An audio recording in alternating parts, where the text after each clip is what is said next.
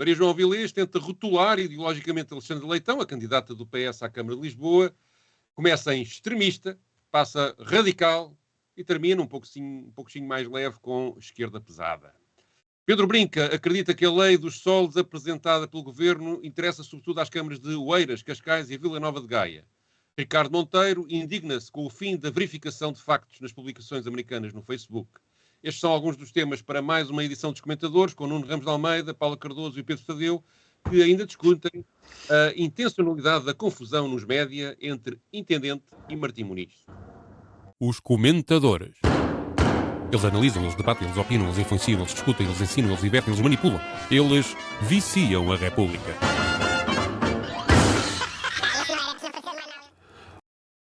Ora viva, cá estamos para mais uma edição dos Comentadores. A apresentação da candidatura de Alexandre Leitão pelo PS à Câmara Municipal de Lisboa suscitou comentários interessantes. Selecionei o de Maria João Avilés numa conversa com o Ricardo Costa na SIC. Vamos ouvir. É que os últimos presidentes de Câmara do PS, João Soares, António Costa, Fernando Medina, não vinham nem tinham nada a ver com a extrema-esquerda. Ou pelo menos com a esquerda radical, ou pelo menos, se você quiser, como encolhe os ombros sempre, com a ala esquerda do PS. Isso pode influenciar em Lisboa. Eu não estou a reparar uma coisa, eu nem conheço bem a Alexandra Leitão, exceto de conversas aqui à entrada e à saída. Não pode dizer que ela seja de centro-esquerda. Não, mas não vou dizer que é da extrema-esquerda, isso não faz sentido nenhum. Ouça, então ela é militante partidarizada, não é da extrema-esquerda. Ricardo, ela não é certamente sempre esquerda. Se quiser, eu retiro de extrema-esquerda, retiro esquerda radical, digo que é da ala mais à esquerda do PS. Isso eu concordo. Isso, pronto, da ala mais à esquerda do PS. Então retiro o irmão do Bloco de Esquerda e digo prima-direita. Você assim já percebe melhor o que é que eu estou a dizer ou não? Já, mas eu percebo o que é que está a dizer desde o princípio. Eu não estou aqui eu não estou a defender a Alexandra Leitão longe de mim. Ela é o que ela quiser. Ela é o que ela quiser e é o que ela Maria João, acho que está a perguntar se aceitas prima-direita do Bloco de Esquerda, já é um conceito que faz mais sentido. Lisboa se conquista pela esquerda pesada. Não sei, não tenho a certeza, mas lembro-me em 89, aliás foi o ano em que eu comecei a trabalhar, portanto lembro muito bem, quando o Jorge Sampaio anunciou a coligação com o PC, mas na altura também que o Carmo Trindade, o Vasco Polido Valente que Deus tem, disse que era o fim do Jorge Sampaio, ele também anunciava o fim de várias coisas por todos os meses. Anunciou de quase toda a gente. Que era o fim do mundo, que era o não sei quê, que era a desgraça do PS, que era a desgraça do Sampaio, que acabava a carreira dele, pumba, ganhou a Câmara e acabou em Presidente da República. Ora bem, deixem-me começar eu escolhi este clipe porque é um exemplo. Eu não vou votar na Alexandre Leitão, já não moro em Lisboa, portanto nunca votaria, mas não tem nada a ver com o PS, e acho que o PS, infelizmente, é pouco de esquerda. Mas esta sucessão que Maria João Avilés faz, que aliás surge na sequência das declarações do Primeiro-Ministro sobre as manifestações do domingo passado, em que são os radicais da direita e os extremistas da esquerda. Quer dizer, esta ideia de tentar passar a noção de que as pessoas que têm um pensamento mais à esquerda são irresponsáveis, metem medo, devem ser praticamente excluídas do espaço político e da governação, seja do que for, é algo, de facto, um preconceito que me parece inaceitável e pouco democrático, apesar de ser rotulado com um discurso aparentemente tolerante, quando ela, por exemplo, diz ela tem o direito de ser o que quiser. Tudo isto parece-me é quase um racismo político. Quer dizer, quem é de esquerda não pode ir cá para governos nenhuns, nem... que aliás foi de facto, como ali é recordado na conversa, uma das armas que a direita tentou usar quando foi da geringonça, em que parecia que o mundo ia cair pelo facto de PCP e Bloco de Esquerda apoiarem, nem sequer participavam no governo, apoiarem parlamentarmente um governo do PS. E, portanto, este ostracismo, esta tentativa de permanentemente meter medo às pessoas sobre o que é ser de esquerda,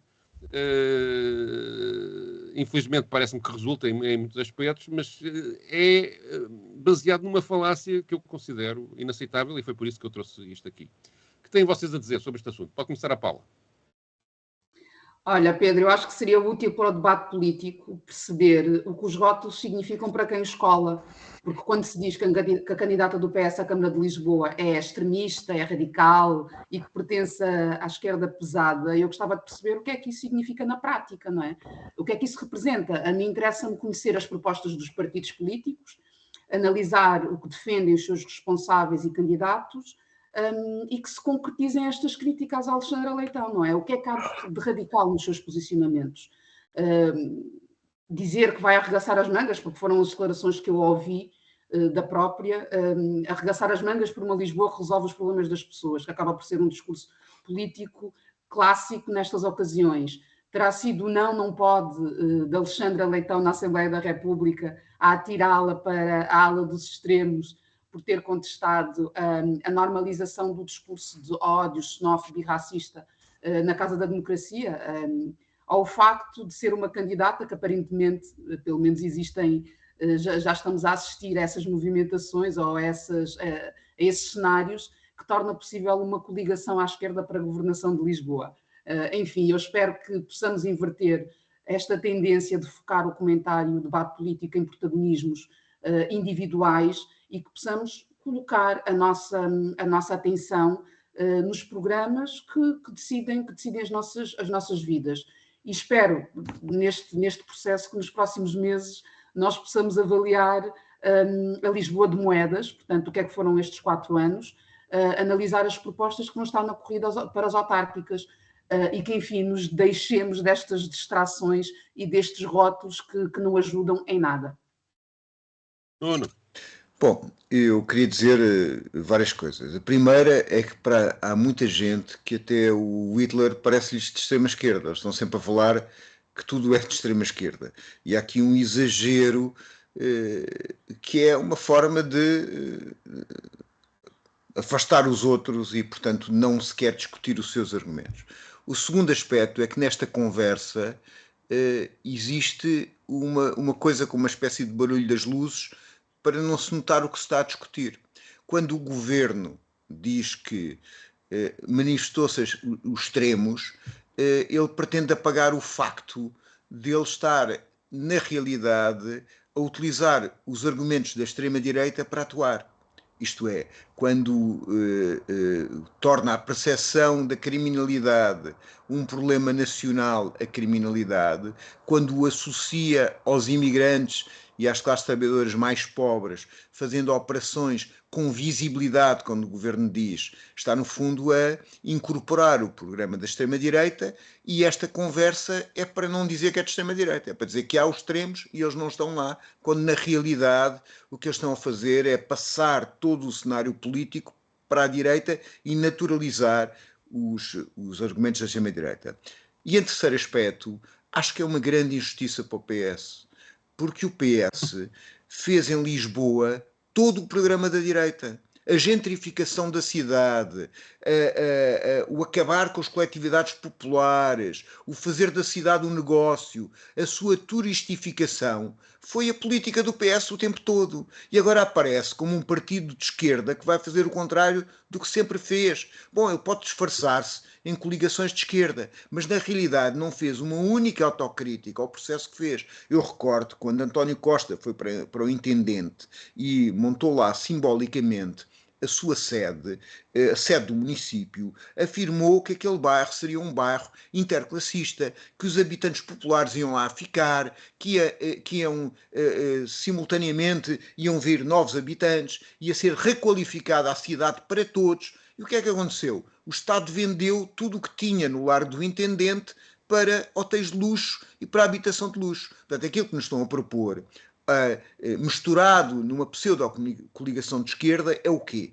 Isso é que nós devemos saber, porque ser de extrema-esquerda era evitar a cidade neoliberal, era se calhar ter um compromisso em relação às rendas, em relação ao alojamento local, em relação à proteção da diversidade e da pluralidade da cidade, da possibilidade das pessoas acederem à cidade quando são de fora dela, isto é, os transportes não funcionam a partir de certas horas para os subúrbios para Lisboa. Isso tudo foi a política do PS. Portanto, quero dizer, acho que Maria João Avilés é bastante injusta, porque a cidade do negócio que ela tanto, se calhar, gosta, foi implementada pelo Partido Socialista.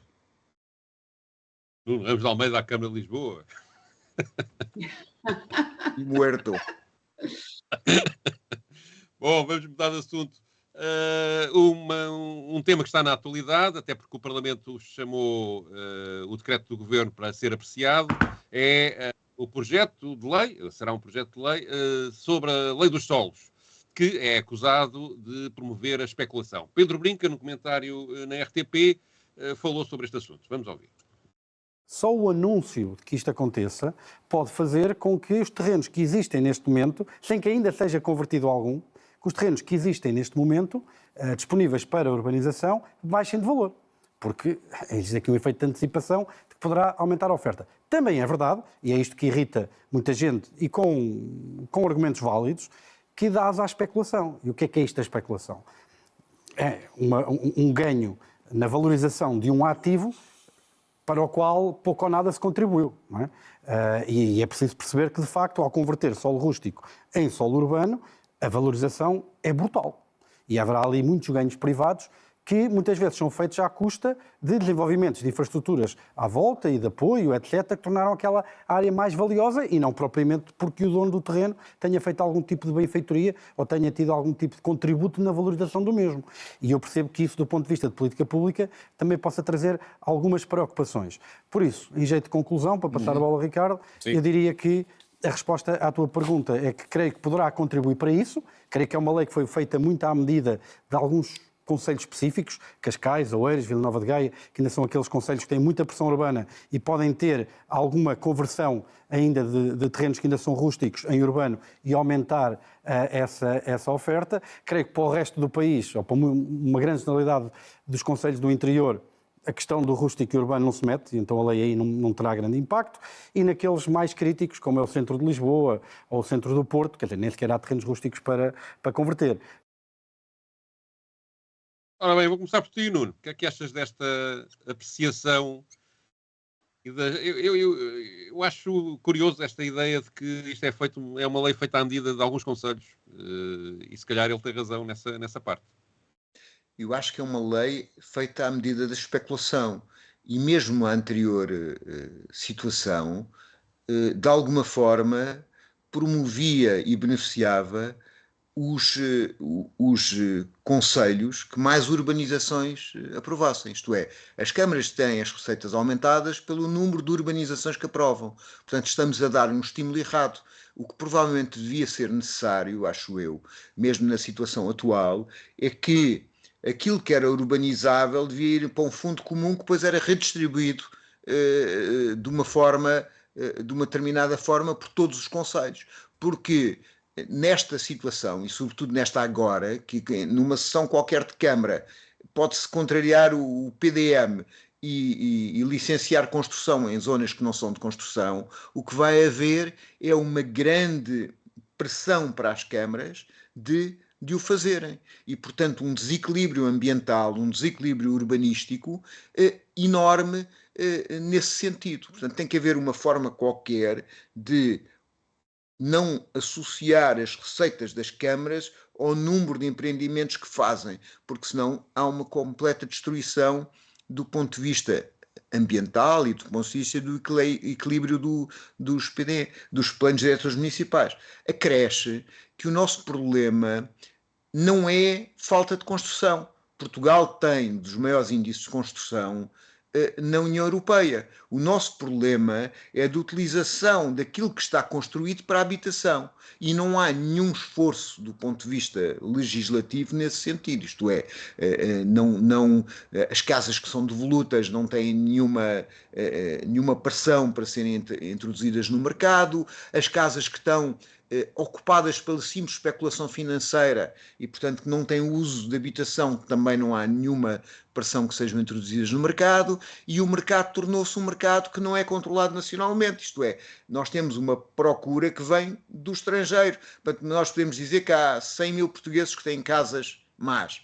E, portanto, construiríamos 100 mil casas. Mas, na realidade, se calhar metade dessas casas seriam de habitação de luxo e iam ser compradas por estrangeiros. Mas há aqui uma medida, que é uma medida de aumentar a oferta, mas, na realidade, sem nenhum controle, porque esta medida, o que nós verificamos é que as casas vão, e já falámos sobre isso, vão ser vendidas a um preço superior ao preço de venda de mercado, é uma medida de continuar a especulação para fundos financeiros, para estrangeiros endinheirados e não resolver o problema da habitação.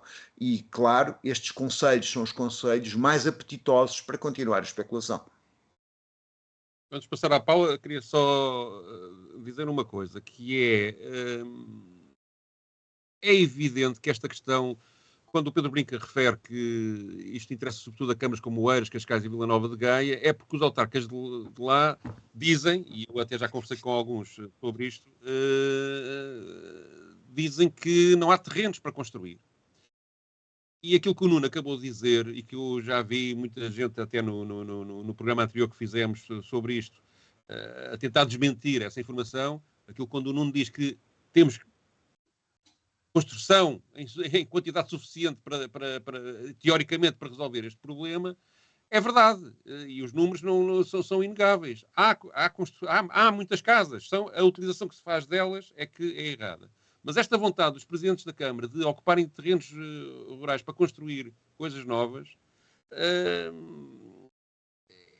faz-me lembrar aquilo que aconteceu antes de haver PDMs e até quando no processo de aprovação dos PDMs, nos anos 80, que levou, pela pressão dos autarcas e pelos interesses locais que eles tinham que satisfazer, a verdadeiros atentados urbanísticos que aconteceram um pouco por todo lado e a coisas como a destruição. Olha, por exemplo, no Algarve, aquilo que aconteceu junto à costa, com casas feitas praticamente em cima do mar e com uma evidente falta de respeito até pelas condições naturais que existiam. E, portanto, tudo isso corre o risco de voltar a repetir-se. E, apesar de tudo, ao longo dos anos foi conseguida alguma moderação nesse tipo de construção que eu diria quase selvagem. E, por outro lado, há outro tema que me parece também aqui relevante, que é se um terreno rural é isolado e é agora declarado através desta lei dos solos como passível de construção, ele vai ficar ali uma ilha no meio das vacas? Não. Tem que se construir estradas, tem que se construir canalizações, tem que se construir... portanto, é tudo muito mais caro e, portanto, não estou a ver como é que se vai dar casas baratas nestas condições. Portanto, parece-me, de facto, que existe um erro aqui de análise ao problema e, por outro lado, tenho esperança que, apesar de tudo, a Assembleia da República faça as correções necessárias a esta lei para que ela, enfim, seja mais sensata. Paula. Olha, antes de mais é bom ver que este tema entrou para o debate público, porque o decreto tinha sido ali aprovado no final do ano, naquela curva para 2025, onde estamos todos muito distraídos com as festas. E espero também que a discussão na Assembleia da República permita corrigir mais este negócio, ou mais esta perspectiva de negócio facilitado pela AD. Eu creio que Pedro Brinca traz um elemento que é relevante para a discussão quando estamos a falar de terrenos rústicos que podem ser urbanizados, não é? A extensão do território é que nos diferentes municípios nos estamos a referir. Acho que isso seria um dado interessante para se conhecer, sendo que o Ministro da Coesão Territorial, como sempre, os membros do Governo são muito otimistas em relação às suas propostas, diz que para resolver todos os problemas da habitação, todos, do país, será preciso menos do que 1% de todos os terrenos rústicos disponíveis. Portanto, menos de 1%. Não diz que distribuição é esta, deste menos de 1%, não é? E também diz que esta mudança que está aqui a propor-se da lei dos solos vai baixar o preço das casas em 20%, não é? Mas o Governo, enfim, tem demonstrado que tem uma enorme dificuldade com as contas, não é?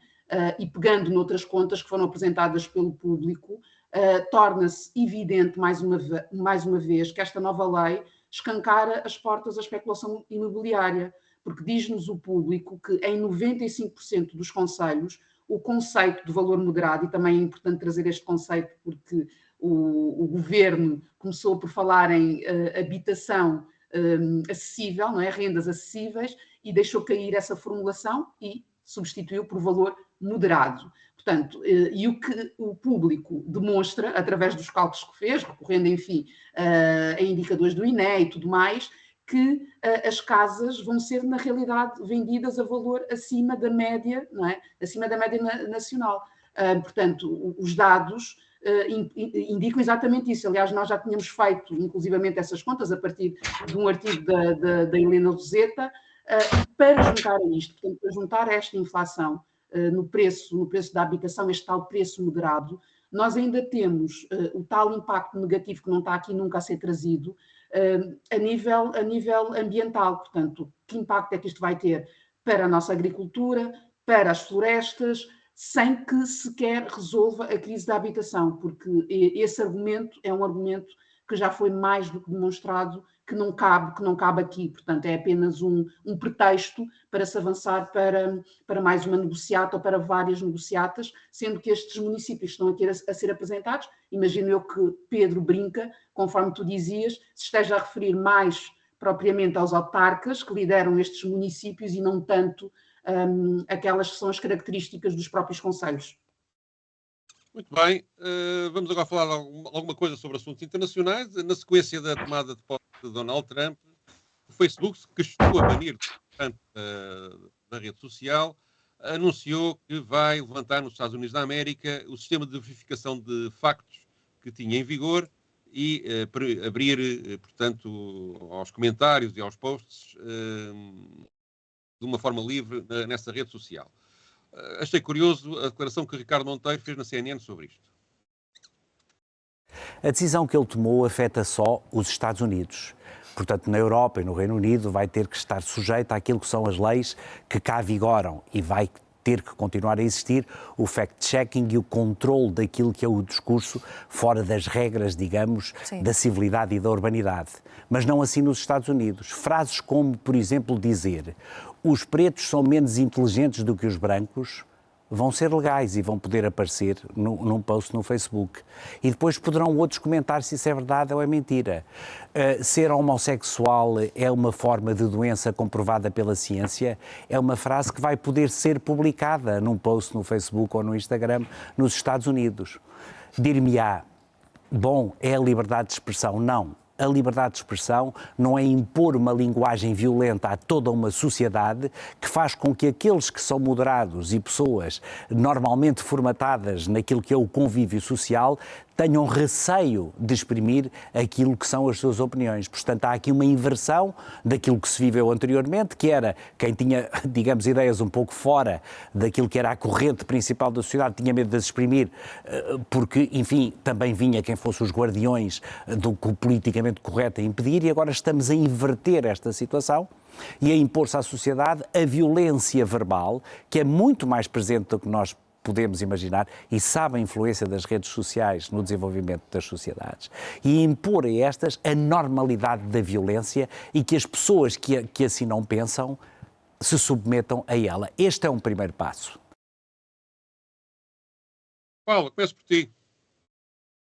Olha, eu começo aqui por observar que Ricardo Monteiro fala em legalidade, não é? Que vai passar a ser legal e não tem que ver com, obviamente, ser legal ou deixar de ser legal. É a questão do fact-checking desaparece. Agora, se eu for para as redes violar leis, eu quero acreditar que outras pessoas me possam denunciar e que eu seja responsabilizada por isso. Portanto, acho que os exemplos que ele apresenta não são os mais felizes, mas em todo caso, o que nós sabemos para já é que a Europa vai continuar a ter o fact-checking, pelo menos existem aqui algumas amarras legais, aparentemente, porque está mais do que demonstrado que as mesmas deixam muito a desejar, como se comprova no diferendo que existe já com a rede X de Elon Musk, portanto, sobre as interferências na política europeia.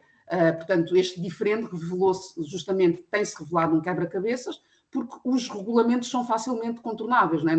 Há uma opacidade tremenda em relação ao funcionamento destas tecnológicas, dos algoritmos e tudo mais. Mas, enfim, o que este exemplo da Meta, não é, demonstra com esta eliminação do fact-checking é que nos Estados Unidos, para já, é que estes gigantes, sem surpresa nenhuma, atuam em função dos seus interesses políticos e económicos, não é? Portanto, depois do Facebook ter estado na berlinda por causa das fake news e do impacto eleitoral que elas tiveram nas eleições de 2016 nos Estados Unidos, avançaram, portanto, o que se fez, o Zuckerberg avançou em força para o fact-checking. Com a mudança do contexto político mundial a que nós assistimos, com tantas forças populistas de extrema-direita a assumir governos, a assumir uma série de lideranças, e com, naturalmente, este regresso de Trump à Casa Branca, o que Zuckerberg está a demonstrar é que os factos nunca lhe interessaram. Portanto, esta aposta, digamos assim, no fact-checking decorreu de uma necessidade de salvar a sua pele e não tanto de um compromisso com a verdade, com os factos. Tanto mais que, enfim, depois deste investimento milionário que ele diz ter feito desde 2016, porque fala em mais de 100 milhões de dólares investidos nesta área, ele recua, não é? Ele recua, sendo que esta presença está, dos fact-checkers externos, porque é disso que estamos a falar, está em cerca de 130 países. É isto que está pelo menos comunicado. Há vários órgãos de comunicação social que nos últimos dias já vieram referir que deixaram de estar, obviamente, nesse campeonato porque foram dispensados, portanto, pessoas que estavam ligadas a grupos de mídia que deixaram de fazer esse trabalho.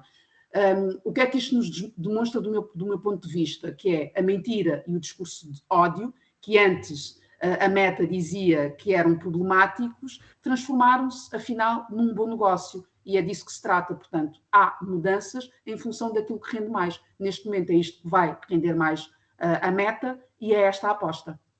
Nuno?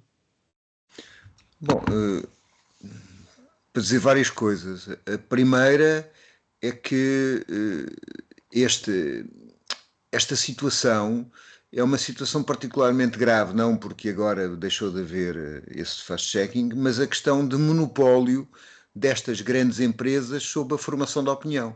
Elas têm, obviamente, aprendemos no livro do Capitalismo de Vigilância, que elas têm algoritmos que tendem a estender o tempo em que estamos conectados e para isso criam uma atmosfera de confronto que privilegia as mentiras e a extrema-direita. Não o fazem de uma forma, os algoritmos em si não o fazem de uma forma moral nem política, fazem de uma forma para porem-nos mais tempo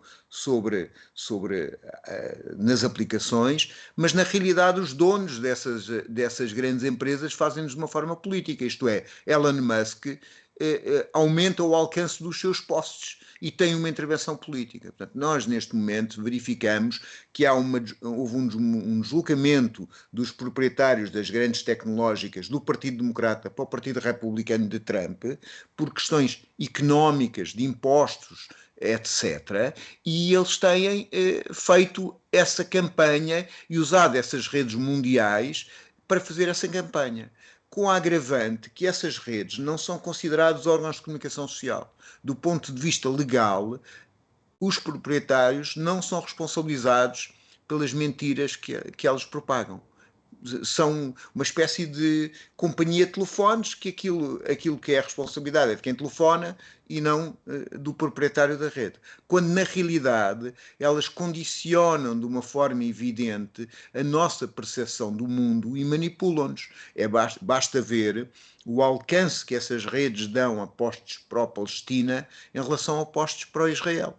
Portanto, quer dizer, temos uma situação em que há uma suposta internet que é um campo da liberdade, que no fundo é um campo do totalitarismo e que nos quer impor uma determinada visão do mundo e está-nos a impor. Depois, eu não digo que o fast-check não é muito relevante, porque embora o estimado comentador tenha dito que passa a ser possível dizer que os negros são menos inteligentes, eu já vi muitas vezes esse post e havia fast-check.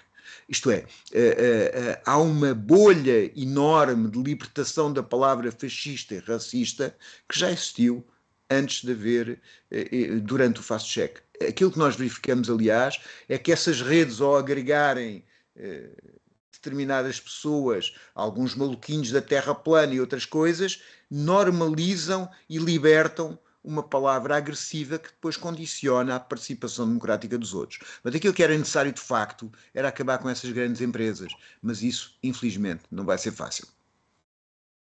Eu estou de acordo com vocês em quase tudo o que disseram. É evidente que há um discurso de ódio que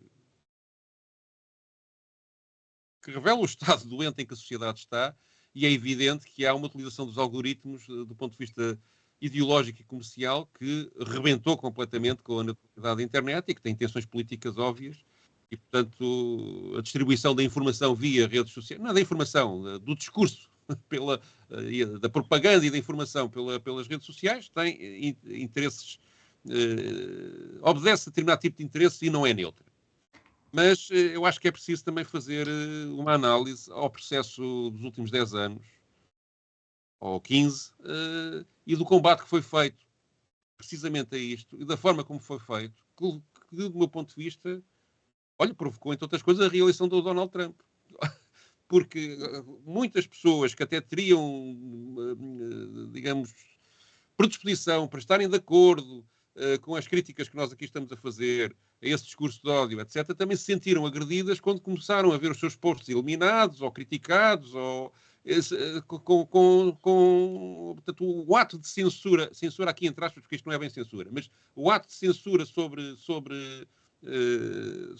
muitas pessoas que foram feitas levou-as a ficarem zangadas e a virarem-se para o campo do agressor, digamos assim. E isso penso que exige, neste combate político, uma reflexão, porque a ideia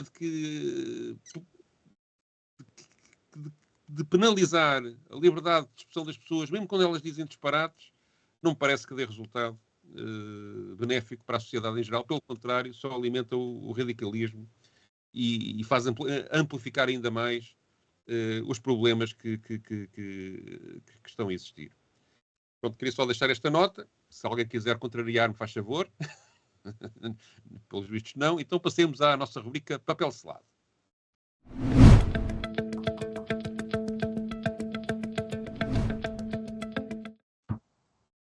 Não é só nas redes sociais que há problemas sobre o que é que se diz ou não deixa-se dizer. Bárbara Reis, que foi uma diretora do Público, que agora tem, do Jornal Público, que agora tem uma newsletter sobre o que se faz na informação nos média, nos jornais, e nas rádios e nas televisões, escreveu um artigo sobre a rixa no Martim Moniz, que afinal, diz ela, não foi no Martim Moniz. E ela cita vários títulos que viu sobre os acontecimentos da segunda-feira passada na Rua do Bem Formoso, e cita aqui os títulos do Jornal Notícias, Jornal Notícias, rixa no Martim Moniz faz 7 vítimas, na SIC, rixa no Martim Moniz, razões políticas terão estado na origem dos desacatos, o Expresso, rixa no Martim Moniz, um ajuste de contas entre grupos de Lisboa e Vila Nova Mil Fontes em lutas pelo poder, e por aí fora, pois o Observador, Correio da Manhã, SIC, o Now Canal, enfim. Não pus o Público, por acaso eu fui verificar, realmente não usou esta expressão. Portanto, ela não estava a esconder algum problema que existisse no Público. E ela, espantada, diz, aquilo não foi no Martim Moniz. A zona onde aquilo aconteceu foi mais perto do Largo do Intendente, que é um pouco mais acima, mas não é o Martim Moniz. E o que ela defende é que este efeito de se dizer que aquilo foi no Martim Moniz aquece, digamos assim, contribuiu para aquecer e tornar mais confuso o debate político que tem existido a propósito da operação policial que lá ocorreu, das manifestações que lá ocorreram, portanto, contribuindo, digamos, para a polarização do discurso em vez de contribuir para o esclarecimento. Basicamente é isto que ela diz. Ela chega, no final, à triste conclusão que os títulos foram usados assim, simplesmente, não por razões políticas por trás, acha ela, mas sobretudo por causa da necessidade de haver mais cliques nos sites e mais rendimento para estes meios de comunicação social. Começo por ti, Nuno. Bom, para dizer várias coisas. A primeira coisa é que a tentativa da comunicação social de alguns comentadores e até da própria polícia de justificar a sua operação anterior pela rixa é um bocadinho ridícula, porque se a operação fosse fantástica, a rixa não teria existido. E aquilo que aconteceu é que a operação não serviu para nada para impedir a rixa. Essa rixa, depois vai-se discutir as razões, são relativas a questões políticas, diz um dos elementos da comunidade local, e outros dizem que tem a ver com a questão do comércio, enfim, do comércio das lojas versus o comércio ilegal que é feito à sua porta. Mas, independentemente disso, é significativo duas coisas. Uma, que a comunicação social diga que é no Martim Muniz quando é no Intendente, e repita isso e associe e tente descredibilizar a manifestação da véspera. E dois, a multiplicação da polícia de operações naquele lugar para dizer que afinal é um problema de criminalidade e que esse problema de criminalidade está associado aos imigrantes. Portanto, há uma forma de tentar lavar a sua atuação completamente repressiva e desproporcionada sem nenhum resultado, criando a sensação que aquela zona é perigosa, que as pessoas que lá trabalham são perigosas e que há aqui uma violência associada. Portanto, há aqui uma manobra de contra-informação feita, obviamente, pelo governo, com a cumplicidade, ou pelo menos com a conivência das operações policiais e com uma comunicação social que não se pergunta o que é que as coisas são e os seus contextos e, portanto, funciona a nível das ondas de emoção e não a nível das ondas de mediação que o jornalismo deve ter, que é, perante uma onda de emoção, perguntar o que é que está a acontecer, porque é que está a acontecer, onde é que está a acontecer e as diferenças, dar contexto em vez de dar confusão. Paula. Falta o fact-checking, não é? Olha, eu acrescento apenas, até porque acho que o artigo da Bárbara Reis está bastante claro e aponta, do meu ponto de vista, aqueles que são as reflexões que devem ser feitas olhando para o exercício do jornalismo, não é? Como é que é possível que os títulos que se tenham produzido tenham sido esses, quando e depois, na própria leitura do artigo, vemos que não é por desconhecimento, há mesmo uma intencionalidade em fazer crer que aconteceu no sítio onde tinha existido a tal manifestação e onde que causou aparentemente tanto incómodo junto de pessoas que entendem que o que importa é de facto encostar outras pessoas à parede. E eu acrescento apenas que lamento que o jornalismo se tenha descaracterizado a este ponto, desvalorizando só deixar-se seduzir pelos milhões das redes sociais, porque eu acho que é esta lógica que está aqui sempre subjacente. O jornalismo não só perdeu e continua a perder credibilidade com estes exemplos, como e depois acabou por ficar à mercê de um modelo de negócio das tecnológicas, indo ao sabor de cada momento político, que nem sequer e depois tem algum tipo de retorno para aquela que é a sustentabilidade dos projetos. Portanto, era interessante, ou seria muito importante, que a partir destes exemplos concretos também se conseguisse fazer aqui uma análise àquela que tem sido a deriva no jornalismo, nos meios de comunicação social, que estão aqui, mais uma vez, reféns de lógicas comerciais, não é? Portanto, em tudo agora é conteúdo e não importa aquilo que se está a pôr para fora, o que importa é pôr. Muito bem, e assim chegamos ao final desta emissão dos comentadores. Voltamos para a semana. Passem bem. Os comentadores. Eles analisam, eles debatem, eles opinam, eles influenciam, eles discutem, eles ensinam, eles divertem, eles manipulam. Eles viciam a República.